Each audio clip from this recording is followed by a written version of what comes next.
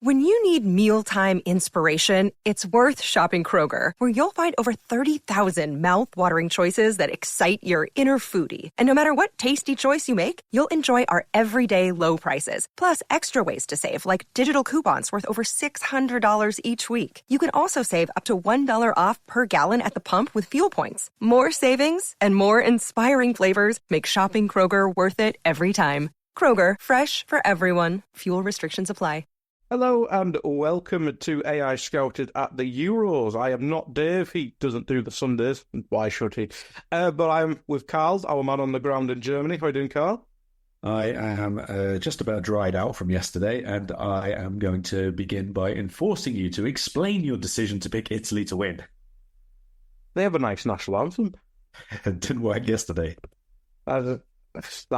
Well, we'll get into it in a sec, but they're killing the game after half-time where you just, we can't even lump the ball forward is certainly something.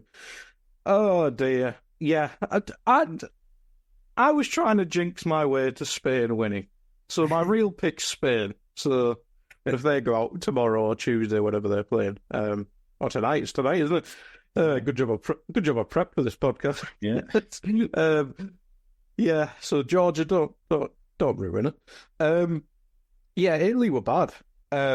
Very bad. And that's, I suppose, where we'll start. I mean, you obviously picked Switzerland to win. And I can very much see why. Italy obviously weren't very impressive in the group stage, and I kind of fell into them winning. I think that's sort of into my predictions more so than anything. Italy winning more so than anything. But this game, I mean, Switzerland were just the superior team in everything from effort, tactical setup, to being able to lump the ball forward more than 4 feet. I can't remember the player who did it for Italy, but that was impressively bad. But yeah, Switzerland deservedly won and probably should have won by more. I mean, I didn't see this game, and I'll fully explain why when we get to the next game. I obviously went down towards the Germany game in Dortmund, but I was trying to follow it as much as I could, obviously, in terms of not watching, so the stats, the numbers, obviously the goals when they were going in.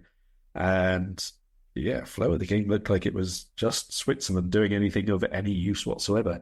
So I'm happy for you to tell me the players who played well and the players who did not, but I really cannot be any kind of surprise at Italy going out in this manner. I thought that they were really, really poorly set up. I thought most of all, like, the formation doesn't really make any difference to how quickly you play or how forward thinking your players tend to be, that kind of thing. Mm-hmm. Formation is going to be how you set up against an individual player or team, where you can match up with them in different areas of the pitch and so on. But that makes no difference to how much people run or how much, like I said, sort of mindset that they have going into the match, how they approach each phase of the game even. And Italy have been so passive, like really, really, really poor in that regard, as if they think they can just play their way into any game, eventually dominate, and then create as they go along. And these players are nowhere near good enough for doing that. They're certainly nowhere near proven enough on the international stage for doing that.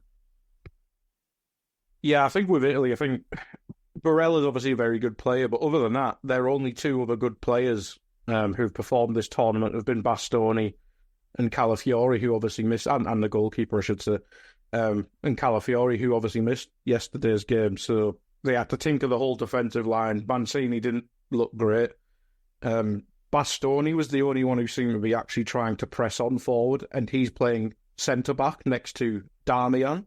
So, it's not the greatest defensive line considering what they won the tournament with 3 years ago. It's a massive change, but I suppose they have promising centre-backs if Calafiori and Bastoni can make a partnership. But beyond that, I mean, Di Lorenzo doesn't look great since the Napoli title-winning season. Darmian is, well, Darmian.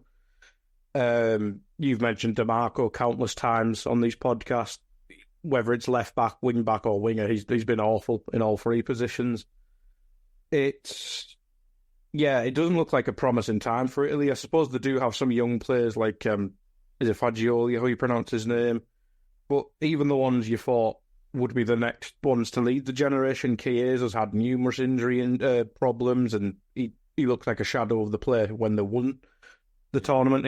That's kind of when the injury problem started, wasn't it? Yeah. Barella's in his prime now, so will he be in the same generation as like a Calafiori?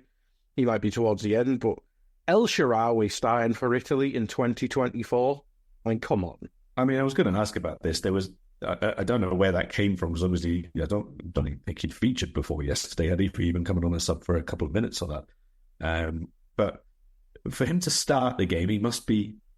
It just looks so scattered, like from Spalletti here. Like, starting El Shaarawy ahead of Zaghani, for example, who scored, or ahead of the players who've been starting in the group stage, and then hooking him after 45 minutes. Like, I'm not really sure what he was supposed to do with that. I mean, he may have been absolutely stinking the place out, I don't know, like I said. But it just, that decision in particular, to start him and then take him off at half-time, it's Conor Gallagher all over again, isn't it? Like, what is he supposed to do in 45 minutes on the pitch when he's not featured previously, which is suddenly going to make, oh yeah, well, that was why he started, or that's why he's been, or, what are you going to get from that? Yeah. It was just a bit of randomness. Like, I didn't realise Calafiori was suspended before the game, so when I didn't see his name, I was like, is he gone full Pep Guardiola 5-head here? And I think seemingly he did with other decisions, other than that one. I'm not going to pretend I know a lot about Spalletti, but obviously when Mancini left, and they were kind of already on a downturn, but I thought that Spalletti would be like a good manager to reinvigorate a team that's just been refreshed massively. And I know Switzerland are always that team who are kind of difficult to play, and I know they beat France in the last tournament, if I remember correctly. But this is Italy. I mean, there's certain countries that... I mean, Switzerland are probably more like a litmus test if you are actually going to go far in a tournament, and Italy failed it spectacularly. I mean, Italy's biggest chance was Fabian Schär heading it onto his own post by accident, and Scamacca hit the post a bit later on, but it might have been offside. It's not great. Like, the attack in Italy's setup is just non-existent. Like, Scamacca, who didn't really get a fair shot at West Ham, but he did fail at West Ham and Atalanta. He's obviously been very much in and out, but finished the season quite well from most reports. But let's stop talking about Italy and talk about Switzerland. You obviously haven't watched the game, but excuse me. We mentioned in our teams of the tournament stuff, I think all three of us had Xhaka, and I know me and Dave had Xhaka, and he was phenomenal again. Freuler was excellent. Vargas scored a lovely goal. Ndoye was excellent. Embolo is obviously one of those players who only exists at international football. I thought they were just excellent, and depending who they play next, if they play like that, and whoever they play next takes them lightly, they could be one to get onto a semi-final. Obviously, it's the easy half of the draw. It wouldn't surprise me if it's like them or Austria to be the surprise finalist this tournament, because that's how it's fell. But Switzerland were excellent, and Xhaka's turnaround in his career from the early Arteta days to now is actually wild. Yeah, a lot more maturity in his game, which has been probably about 7 years overdue, if we're being perfectly honest. But he's definitely stepped up. Maybe it's sort of a bit more responsibility and leadership. Maybe it's just personal age. That's just where he hit, and it sort of clicked with him. No way of knowing. But Switzerland, I think, have looked really, really good, really cohesive, really good plan at moving the ball forwards from the back, and an attacking unit that works well together. Like we've said before, there's not really a standout star there, but they've now found players who can work well together and as a unit cause loads more problems. And if England win today, that's their quarterfinal opponent. So that's several levels from group stage England that needs to be gone up to compete with that level of Switzerland. Mm-hmm. Yeah. The hardest team England have played on paper so far is obviously Denmark, and that's our next game. From Denmark played somewhat okay yesterday, but Switzerland, I'd say, is another step up the way they're performing in the tournament. So yeah, I'd agree. I think England will have to step up, but I think they have to step up against Slovakia first. Never mind Switzerland. But we'll get on to the yesterday's other game. Germany beating Denmark. A couple controversies, question mark, 'cause I think it's more, not controversy, more putting trust in technology, one of them, and then the nonsense of the handball rule seems to be the argument nowadays. Yeah. I mean, they were both the right decisions, I have to say that. Mm-hmm. It was a bit... I don't think there's any controversy over the decisions themselves, but maybe over... the rules themselves. Yeah, the handball rule, I think they've sort of messed with it so much now that it's as good as it can be. Like, if you're outside the silhouette, if your hand is above your shoulder level, that's a penalty. And like, unless they just write into the rules that literally the ref has to use common sense and determine it himself, and in that case, you're going to go back to the whole thing of subjectivity, and there's going to be no consistency because each person will decide themselves. This is probably as good as it's going to get, to be perfectly honest. So, I mean, I don't like it that it was a handball. Like, it flicked off his finger and his arm is only there for balance. It's not outstretched to block. It's like it's bent at the elbow. It's just that when you're running, your arms go up and down, and he was running, and that's where it was. Really unfortunate for Anderson, obviously, in both cases. What were we talking about? A big toe was offside by the semi-automated technology. Yeah. If it was probably less than an inch or maybe a couple of inches, he's onside and he has a goal. If it was a couple of inches higher the ball or lower his hand, they don't get a penalty and he doesn't concede from 1-0 up to 1-0 down turnaround. That's a big swing for one person in 3 or 4 minutes, you know. But like I say, I do think that they were both the right decisions with what it is now, you know. Offside, if we were using the semi-automated technology, you are or you are not, and that's just what it is. And if it looks really, really close, then probably just shows that the semi-automated is working. Because I tell you what, drawing the lines on the pitch for that offside decision... Oh, God, we'd still be here now. An hour. Yeah, we'd be here now waiting for it. And especially given who was on VAR. I don't want to go into individuals, but we've seen Mr. Coo on VAR a number of times, and it ain't good. Oh, was it Coot? I've always that. Well, there's one and the same. Just one and the same. Yeah. Yeah, I'd probably agree. I think the handball rule, we obviously have ITV's coverage over there. I'm not sure what the Germany coverage is, but ITV has a IFAB expert American woman, and she explained it quite well, and how the rules are obviously made and by committee kind of thing with ex-players and referees, etc. And I think that's, as you worded it, finding consistency in something like a handball rule's been tough, and this is kind of the closest it is, as you say. Yeah, I think stuff like proximity, I think, needs to come back into it somewhat, because he was very close to him. I think it's just a bit of a nonsense, but as you say, offside is offside, so I can kind of agree with that one. And at least it was not half an hour of watching someone play Tetris. Yeah, for sure. So that'll do me. Yeah, that is probably the main thing. And I just had a look, and you are right. It was Stuart Atwell as the VAR and David Coote as his assistant VAR. So there you go. Fantastic. That would have taken 2 hours. Yeah. I mean, look, match-wise, we can go into it a bit. Since I'm here and I'm, as you keep saying, on the ground, I may as well impart my experience of the game for you, because it was interesting, to say the least. Mm. We opted, due to some UEFA-related difficulties for this game, to do the fan park version. So we hadn't as a group, as the Independent, we hadn't done a match from the fan park yet. So I decided, since it was Dortmund, since it was Germany, the hosts, obviously it would be loads of Germany fans, we'd do this one from the fan park. And depending on your point of view, this was either the very, very worst or the very, very best of games to do from it. Football-wise, obviously, an absolute horror show. You probably, or anybody who was watching would have seen that the game was paused because of lightning and stuff and thunder. I can assure you it was right over the fucking fan park. And I don't know if it came across on the television, but after the torrential rain started, we also got some golf ball-sized hailstones, which was very, very... Oh, yes. So the fan park was actually closed about 5 minutes before the match was paused. It was obviously up on the big screens, and I think there was I'm not sure, it was between 15 and 20,000 people at the fan park yesterday.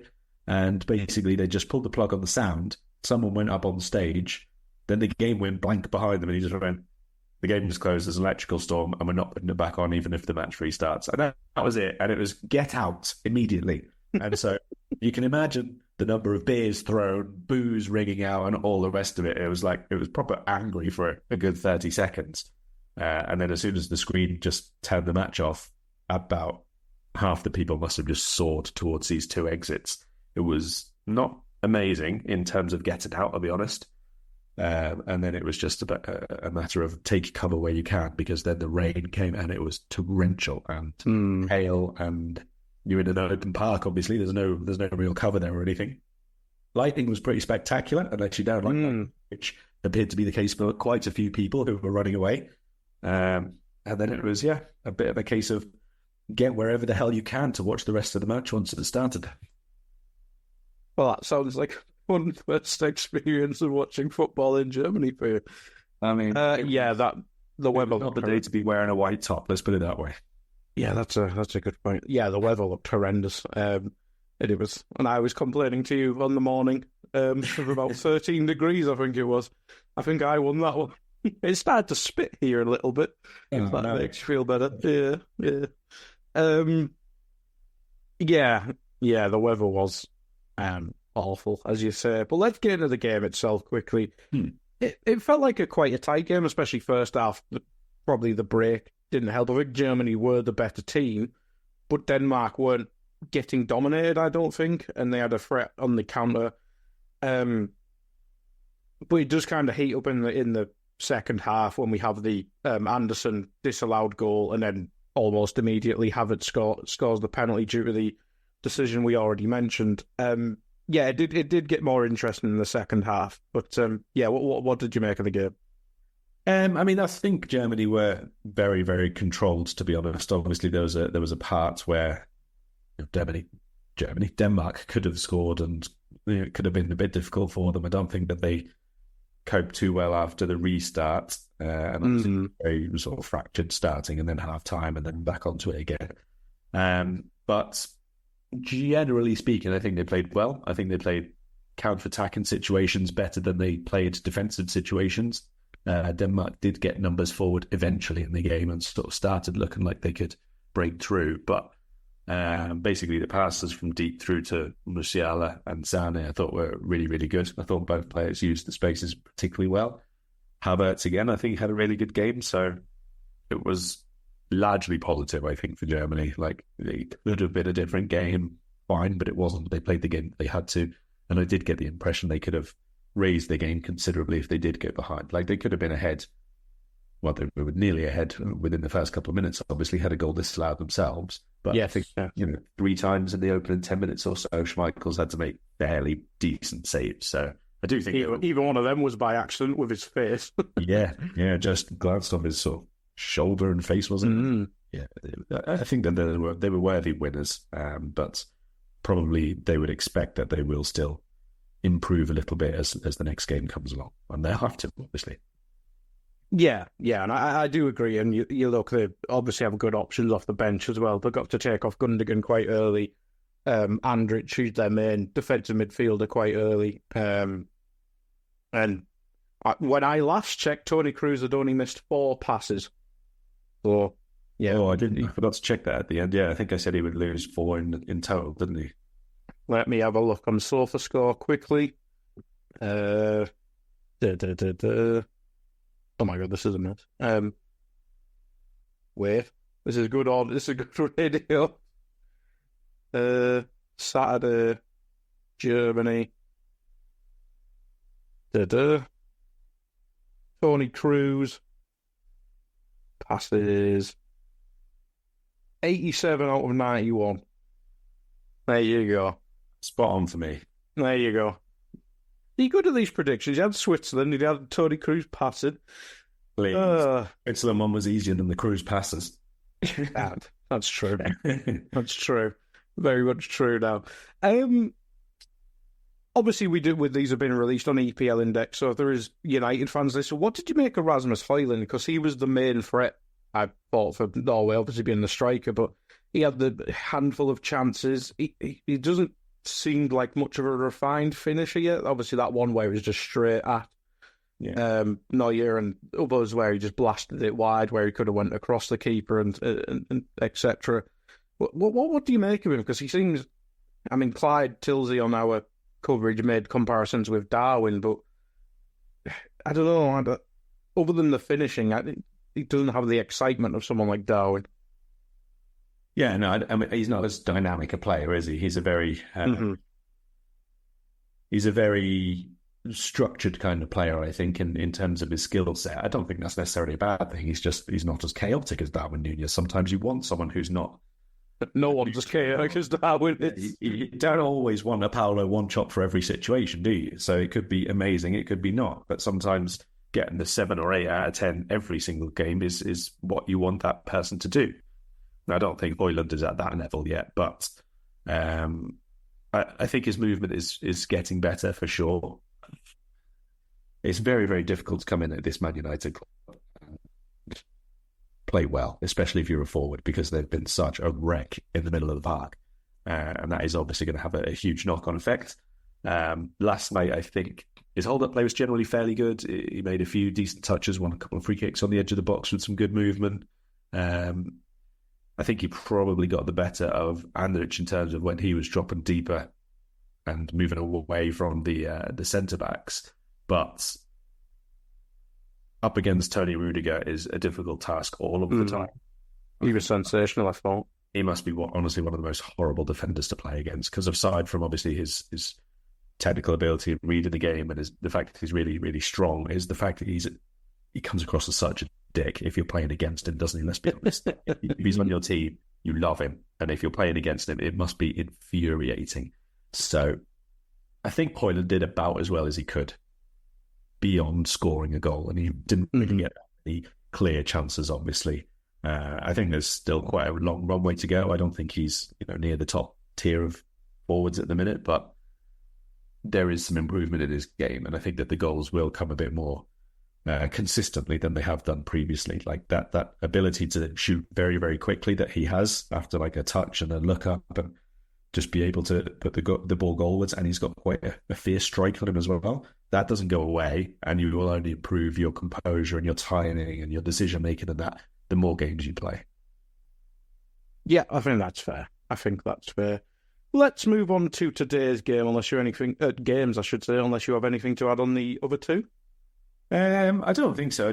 I would probably say that I think Julian Nagelsmann has probably used his substitutes better than most other managers at this point. Yeah. Like he keeps making 5, which is obviously its own thing. He's involving other people who don't necessarily play all the games or get too many minutes. Like Valdemar Anton came on yesterday. Benjamin Henriks came on yesterday. Obviously made a couple of changes with like Raum and Sane starting. Mm-hmm. So that squad is getting used, which will obviously be important the deeper they go in fitness terms, but also in morale terms, he is including those who are maybe not even in the second string, let's say. Yeah, absolutely. Missing players like Tar, who's obviously came into the tournament as a starter. Schlotterbeck did well, apart from that odd moment he tried to dribble out of the box like a dog. But yeah, they have a great squad and he's using it. Let's move on to today's games then. England, Slovakia at 5:00 UK time. It's going to be ugly. That's what we'll start with. What changes do you think Southgate will make? Because he's obviously threw Trent under the bus. Conor Gallagher got subbed off at half-time, and then after the game he said, we pressed a bit better. But England did end the game against Slovenia a little bit better with Palmer and Mainu playing. Gordon looked quick in his 30 seconds he's had this tournament so far. That's a hell of a sentence, isn't it? What changes do you think Gareth Southgate will make coming into this, if any? I think there's going to be another central midfield change. I wouldn't be surprised if that's Kobbie Mainoo starting this time. I don't honestly think there'll be any others. But I think there's reason to change Kieran Trippier most of the time. But there is a rumour he's unfit, and I think it was Konza coming in, which will obviously help with the width. Yeah. So, if it's Konza, if it's Gomez, if it's Trippier, on this occasion, I'd probably be fine with it because as much as England think that they're going to dominate possession, Slovakia counter-attack far better than any nation that they've played so far. And if we're being brutally honest, Slovakia is another group stage level opponent. That's what England did here. Like, Slovakia are having a good tournament for themselves, and I think that they've got a few players who are playing really, really well at the minute. But in terms of overall quality, this is not really a high caliber opponent. Like, I think probably they're better than Denmark. So it is a step up in that regard, but not a huge step, is it? Let's be honest. So I don't think that it's a game England will completely dominate possession in. I do think that there will be really, really big counterattacks to deal with from Slovakia, and also a few sustained spells of pressure and possession for them. And the key areas for them in terms of their build-up play is down flanks. Like, Haraslin on the left, Schantz on the right have been really, really good this tournament, I think. They've been so diligent about their defensive work, but really, really quick and very, very adventurous to get forwards. Schranz obviously will be looking to cut inside, and so playing Trippier this time from a defensive standpoint, or Konza or whoever starts, it probably is a fine thing anyway, because you're going to be on your right foot then up against them, and they are a little, not one-dimensional or predictable, but that's just the way that they favour going inside. So I think that that's not the worst thing to do at this stage. Bakarik from right back as well, considering he's about 700 years old, is still really quick as well. That's the other thing. So looking to stop the overloads and doubling up down that right flank of Slovakia's, the left of England, is going to be an important thing. I don't think there'll be any other changes to the starting 11. I'd be surprised if Saka comes out or Bone comes out. I think he's back with the squad and that now. So I think it'll just be Mainu in as the only starting change unless Trippier cannot play. It wouldn't surprise me if he gives Gallagher another half as well, to be fair. Slovakia's midfield obviously quite good with Lobotka being the hub of it, and if they want to just keep pressing Lobotka, he did mention it specifically, so it wouldn't surprise me. Yeah. Which would be something. As I said in the intro about this bit, I think it's going to be a horrendous game. Like, what do you think? Do you think there's any potential for a 180? I just don't see how it happens. If there's an early goal in the game, like, whether it's just a corner or just anything stupid happens, I think that this game could liven up very, very quickly, because Slovakia, although we have this perception of them being fairly dull and defensive and all that stuff, but they haven't been at all. They haven't been at all. I think they've been decent. They can set up in a defensive shape, and if they go ahead, they may well do, but they break forward. They get numbers forwards. They're really, really aggressive and front-footed in the middle of the park. Like you mentioned, Lobotka, he's obviously the standout, but Dudu and Kuchka, either side of him, I think they've been pretty good this tournament. Yeah. So I do think that they're a better watch, let's say, than a Serbia or Denmark, Slovenia, who England have played already. I think that they're much more proactive. I think they've got a better game plan in terms of going between defensive and attacking phases. I think Slovakia have been decent. England have been crap, but that's by much higher standards. So I think Slovakia's game may, unless the Slovakia score really early and then they sit back, I think Slovakia may force England to play a bit quicker, just by the fact that they themselves will do, so England will have to match that. If that's the case, I think that benefits England. If Slovakia do try and push forward earlier and commit numbers forward and leave a bit of space in the middle, again, in theory, that benefits England if those players get on the ball and are sharp on their own game, because a few of them haven't been. Like, Bellingham hasn't been sharp on the ball. He's not been moving it quickly. Rice has not been moving the ball quickly. He's not been able to break forward because that's not his role in the England team, but he's not making the passes quickly either. So,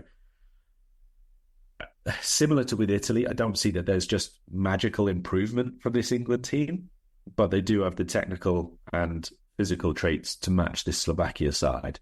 So as long as, again, you are switched on, as long as they're not completely negative, and I mean that in terms of like the bravery of their play, of runners going beyond and maybe trying to give Kane a few more percentage passes or balls into the box or crosses or whatever it is. Do it a little bit more to be a little bit more proactive.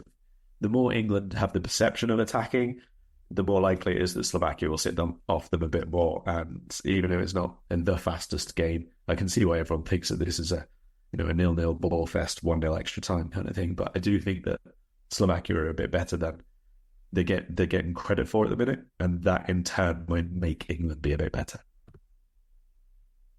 Yeah, and if Slovakia do push up a little bit, I think being able to actually have space in behind and just help. We've not really seen England have that at all. I mean, Denmark pushed up and dominated the ball at times. I suppose Serbia did as well. This is kind of just ruining my point.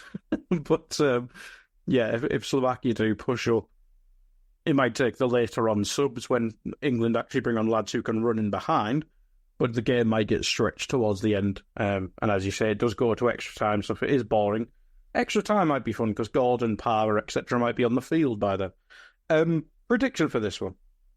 I will go a 2-1 to England in 90 minutes. Ooh. I'm going to go 2-1 after extra time to England. After extra time? Yes. I think, I think it'll be boring, and then they'll bring on lads who can actually do stuff, and they might get one. On to Spain, Georgia then. I think it's fair to say Spain with Germany have been the best side in the tournament so far. Yeah, definitely so. This is the game that I'm going to. So, lovely. As soon as we end this pod, basically, I will be hopping over to, I want to say Cologne. I will double check that before I get on the train. I think that's where I'm going today. Hello, Munich. Yeah. I'm looking forward to it because I think that obviously while Spain have been the best team in terms of overall football, Georgia's game plan is excellent and makes the use of the players that they have. They've been the most fun team in the tournament. Absolutely. They've been the most committed to the cause of, whatever they have in their team, whatever their game plan is for the match, whatever their approach is from the manager and the team. So they've got complete buy-in. Two worries for them. One is that obviously you can go too far that way, make a mistake, lose your concentration, leave a gap, and Spain will absolutely finish you. And the other is their approach has used so much from them in both physical and emotional terms. Yeah. That's very difficult to keep going game after game after game. On the other hand, this is by a million miles the biggest game that their men's team has ever played in the football wild history of that nation. So, although obviously that's not the longest term in terms of when they've been a nation by themselves, but from 92 onwards, this is not just now their first tournament, not just now their first goal, not just now their first win, it's their first knockout game as well. That is huge. That's absolutely massive. And that will be enough to get them going and going along for as much as they can. But they are going to have to do a lot of chasing on this game because there is no better nation in this tournament than Spain at keeping the ball. So I think that Spain's first job is take the sting out of Georgia's approach. And then secondly, they need to be a lot more clinical than they have been. Because although they've been very, very good and they have won all three games, we've seen them again miss loads of chances. We saw them again in the group stage need one or two fortunate moments. I think it's fair to say they wiped the floor with Croatia, but they needed an own goal to beat Italy, even though they had loads and loads of chances. They've gone out of tournaments having started really well before because they just couldn't score, and they missed loads and loads of chances. And here, while they are up against the team who've conceded the most chances, they're also up against the best goalkeeper, no question, at the Euro so far. He's the keeper who's made prevented the most number of goals going in. They have a very, very committed defensive line. They're not going to get space outside the box for Pedri to turn or